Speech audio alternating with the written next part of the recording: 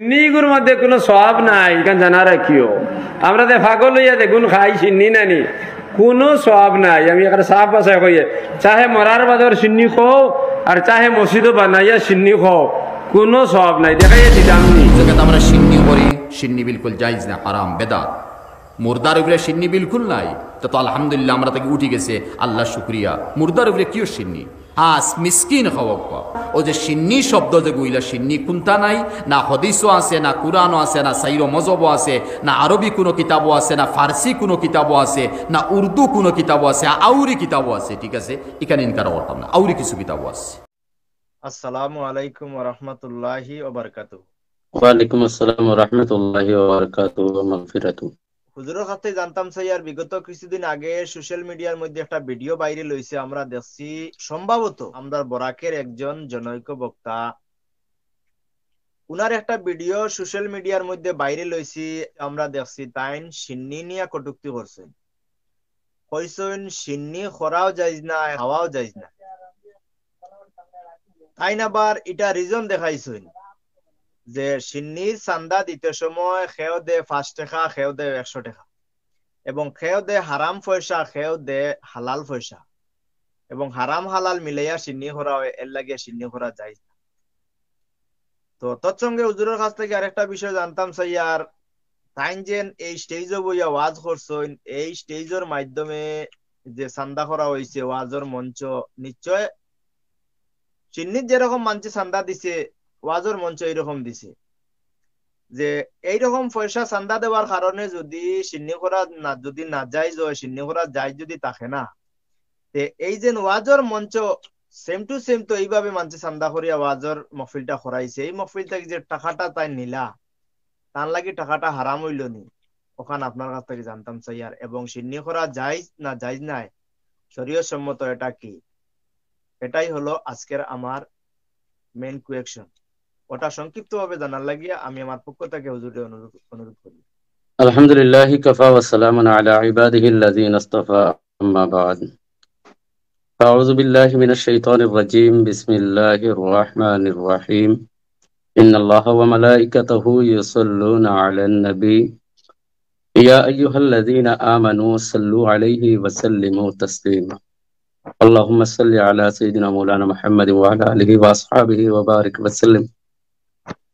সম্মানিত সুপ্রিয় দর্শক ও শ্রোতা মণ্ডলী এবং আজকের অনুষ্ঠান পরিচালক, আমার ইন্ডিয়া স্টার আসাম পেজের সম্মানিত অ্যাডমিন প্রচারক আমার ভাই সুফিয়ান আহমদ, উনি অনেক সুন্দর একটি প্রশ্ন করেছেন এবং জানতে চেয়েছেন, এবং এই বিষয়টা খুবই জরুরি মনে করি আমিও, যে অ্যাকচুয়ালি অনেক জিনিস বর্তমান আমাদের সোশ্যাল মিডিয়ার কারণে আমরা জানতে পারতেছি এবং অনেক মানুষও এটার দ্বারা বিভ্রান্ত হচ্ছেন। তাই সঠিকটা আমরা উপস্থাপন করার চেষ্টা করবো ইনশাআল্লাহ। আল্লাহ তাবারক ওয়া তাআলার দরবারে দোয়া করি যেন আল্লাহ তৌফিক দান করে আমরা সঠিকটা উপস্থাপন করতে। আল্লাহুম্মা আমিন। সর্বপ্রথম আমি এই বিষয় নিয়ে একটি সিন্নি, যেটা এই সিন্নি সম্পর্কে কোরআনুল কারীমের মধ্যে কি বলছেন আল্লাহ তাবারক ওয়া তাআলা, আমরা সেদিকে একটু লক্ষ্য করি।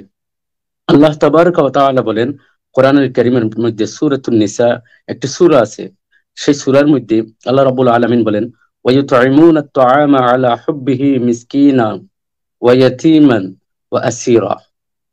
আল্লাহ তাবারক ওয়া তাআলা বলেন যে বান্দারা, আমি আল্লাহর মহব্বতে এতিমদেরকে এবং মিসকিনদেরকে এবং কয়েদি যারা আছেন বন্দীদেরকে খানা খাওয়ায়।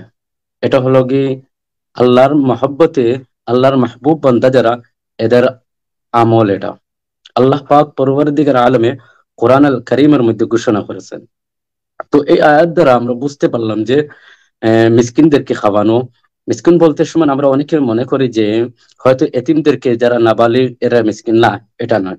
মিসকিন হলো এরা, যেমন কোনো মানুষ বাপ আছেন, এমনকি ওই ব্যক্তি উপযুক্ত আছেন কিন্তু উনি আর্থিক ভাবে দুর্বল আছেন, টাকা পয়সা নাই, তেমন ভাবে নাই, ঘরের সুন্দর মতো চলেন না, সেই ব্যক্তিকেও মিসকিন বলা হয়। তাই মিসকিনদেরকে খাওয়ানো, এমনকি এতিমদেরকে খাওয়ানো এবং কয়েদি যারা আছেন, যারা জেলের মধ্যে বন্দী আছেন, এদেরকে খাওয়ানো আল্লাহর মাহবুব বান্দার পরিচয়। এটা আল্লাহ কোরআনের মধ্যে তুলেছেন। এটা তো আমরা যেহেতু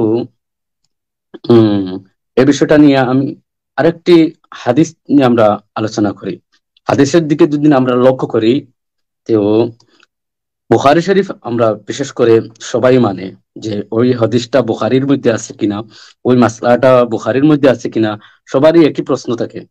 তো আমরা যদি বুখারী শরীফটা খুলি, তো কিতাবুল ঈমান প্রথম যে কিতাব, বুখারী শরীফ খোলার পরে যে অধ্যায়টা আসে কিতাবুল ঈমান, কিতাবুল ঈমানের 12 নম্বর হাদিস হলো আল্লাহর হাবিব মুহাম্মদুর রাসূলুল্লাহ সাল্লাল্লাহু আলাইহি সাল্লামকে জিজ্ঞাসা করা হয়েছে, আন্না রাজুলান সাআলান নাবিয়্যা সাল্লাল্লাহু আলাইহি ওয়াসাল্লাম আইয়ুল ইসলাম খায়রুন ক্বালা ইউতঈমুত তুআমা ওয়া তাকরাউস সালাম আলা মান আরাফতা ওয়া মান লাম তা'রিফ। আল্লাহর হাবিব মুহাম্মদুর রাসূলুল্লাহ সাল্লাল্লাহু আলাইহি ওয়াসাল্লামকে কোন একজন ব্যক্তি প্রশ্ন করলেন, ইয়া রাসূলুল্লাহ আইয়ুল ইসলাম খায়রুন, ইসলামের মধ্যে কোন আমলটি সবচেয়ে ভালো? আল্লাহর হাবিব মুহাম্মদুর রাসূলুল্লাহ সাল্লাল্লাহু আলাইহি ওয়াসাল্লাম বলেন, তুতঈমুত তুআমা, মানুষকে খাওয়ানো, মানুষকে খাওয়ানো, ওয়া তাকরাউস সালাম, এবং সালাম দেওয়া, আলা মান আরাফতা ওয়া মান লাম তা'রিফ, তুমি যাকে চিনো তাকে সালাম দাও এবং যাকে চিনো না তাকেও সালাম দেওয়া, এটা হলো উত্তম। তো ইসলামের মধ্যে মানুষকে, বোকাকে, যে বোকাশীল আছে তাকে খাওয়ানো, এটা উত্তম ইবাদত। বুখারী শরীফের হাদিস দ্বারা প্রমাণিত, কোরআনের আয়াত দ্বারা প্রমাণিত হয়েছে। তো যেই বক্তা সম্পর্কে আপনি বলেছেন আমাকে যে ওই ব্যক্তি বলেছেন সিন্নি জায়েজ নয়, আসলে জায়েজ নয় বলতে গেলে হয়তো মুখ দিয়ে অনেক সহজে বলা যায়, কিন্তু তেমনটা নয়। জায়েজ নয় বলতে গেলে এর পিছনে অনেক কিছু কিতাব মুতাআলা করতে হয়, অনেক কিতাবগুলি স্টাডি করতে হয়, তারপরে গিয়ে বলতে হয় যে এটা জায়েজ না।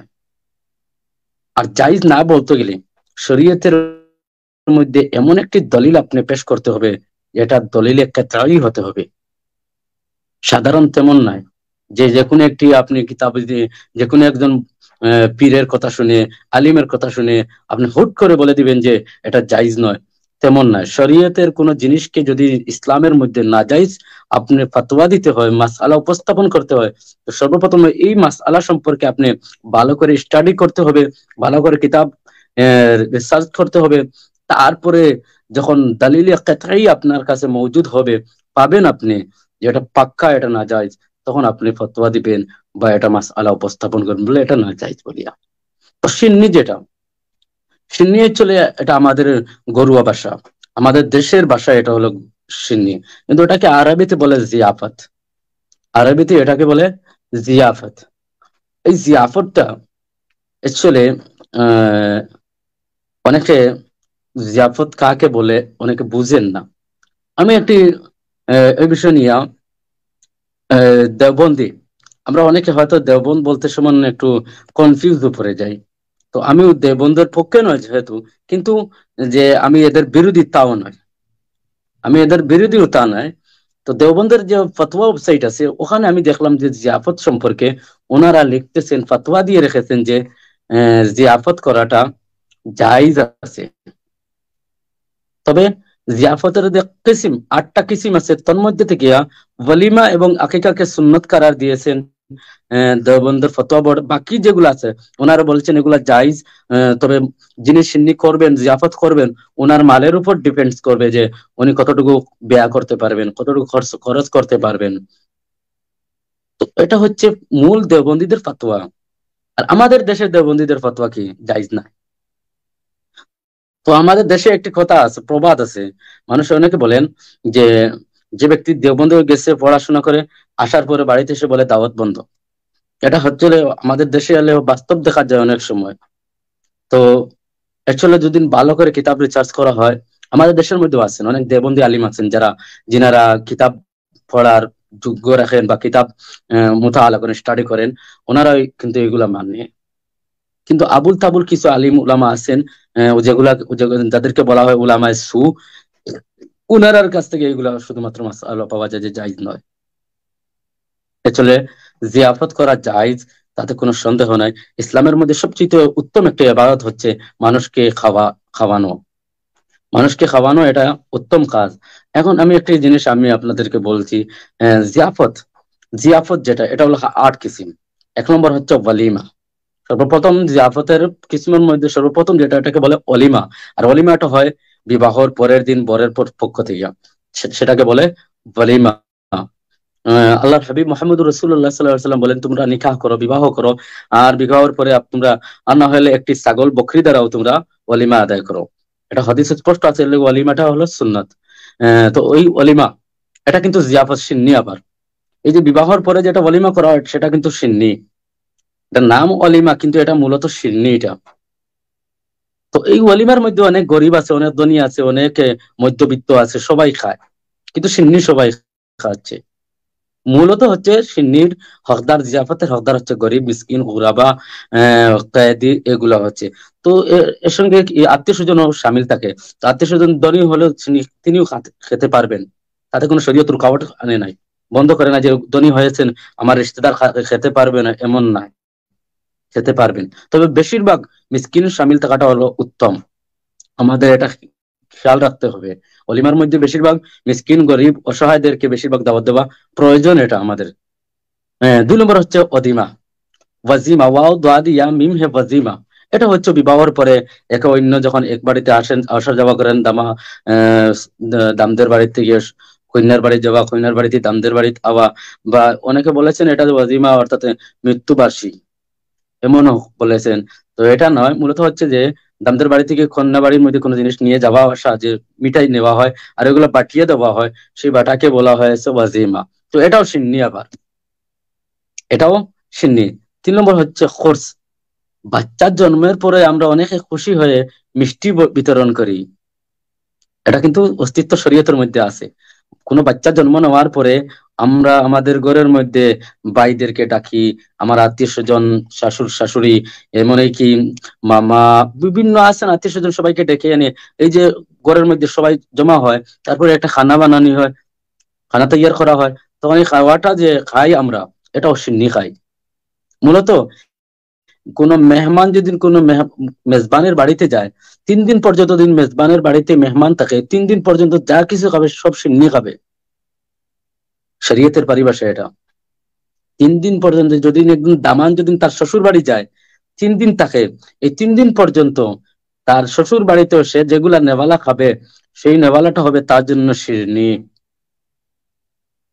তারপর হচ্ছে দাওয়াতে এজার, দাওয়াতে এজার। আর ওই দাওয়াতে এজারটা হচ্ছে বাচ্চা যখন খতনা দেওয়া হয়, ছোট বাচ্চাদের যখন খতনা দেওয়া হয়, মুসলমানি, আমাদের দেশে বলে হয় গাওয়ালি ভাষায় মুসলমানি দেওয়া হয়, খতনা দেওয়া হয়, খতনার সময় একটা সিন্নি করা হয়, সেই সিন্নিকে দাওয়াতে এজার বলা হয়।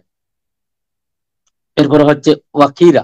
আমরা অনেকে নতুন বাড়ি বানাই, অনেকে নতুন জায়গা কেনার পরে সিন্নি করি, অথবা নতুন ঘর বানানোর পরে একটা সিন্নি করে মেসাবুকদেরকে, উলামাদেরকে, গ্রামের মানুষদেরকে, অসহায়দেরকে দাওয়াত দিয়ে বাড়িতে এনে খাওয়া দাওয়া যেটা তৈয়ার করি, সেই খাওয়াটাকে বলা হয় ওয়াকিরা, এটাও সিন্নি, এটাও জিয়াফত।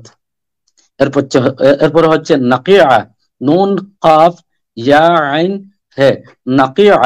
এটা হচ্ছে যারা হজযাত্রীরা যখন হজে যায়, তখন যাওয়ার আগে যে সিন্নিটা করা হয়, বা কোনো ব্যক্তি দূর সফরে যাচ্ছেন, বিদেশের মধ্যে যাচ্ছেন, বাড়িতে সিন্নি করে বাহির হয়ে যান, সেই সিন্নিকে নাকিয়া বলা হয়।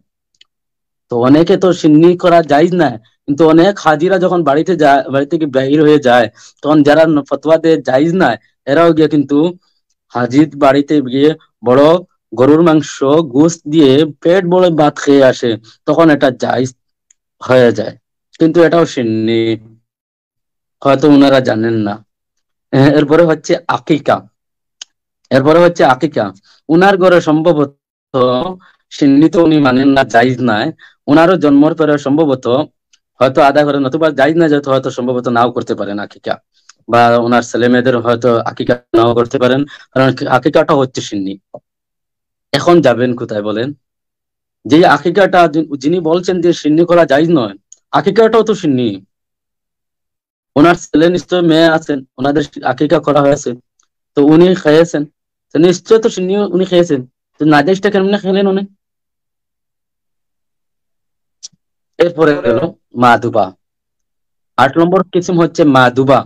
তখন মাদুবা যেটা হচ্ছে, যেমন লেখেন আমরা কোনো মুসিবতে পড়ি না, এমনি শুক্রাতেন, হঠাৎ মনে হয়েছে সিন্নি বানালাম, বাচ্চাদেরকে বন্টন করে দিলাম, বা হঠাৎ করে দুইজন উলামায়ে কেরাম আমার ঘরে আসলেন, আমরা ওনাদেরকে হঠাৎ করে আমরা খানি তৈয়ার করে উপস্থাপন করে দিলাম, খেয়ে নিল, ওনাদেরকে খেতে দিলাম, ওনারা খেলেন।